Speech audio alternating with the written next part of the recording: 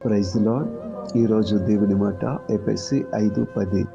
ప్రభువుకి ఏది ప్రీతికరమైనదో దానిని పరీక్షించుచు వెలుగు సంబంధుల వలె నడుచుకొనుడి. ప్రియులారా, ప్రభువుకి ఏది ఇష్టమో మనము గమనించాలట, పరీక్షించాలట. ఏ రోజైనా ఎప్పుడైనా ప్రభువుని ఒక్కసారైనా అడిగామా, ప్రభువా నీకేమి ఇష్టమో అదే నేను చేస్తాను, నీకు ఇష్టమైన కార్యాలే నేను చేయాలని కోరుకుంటున్నానని అడగండి. అడిగి తెలుసుకొనండి. దేవుడు మంచి దేవుడు. తన హృదయంలో ఉన్న మాటను మీకు తెలియజేస్తాడు. పరిశుద్ధంగా బ్రతకడం ఆయనకు చాలా ఇష్టము.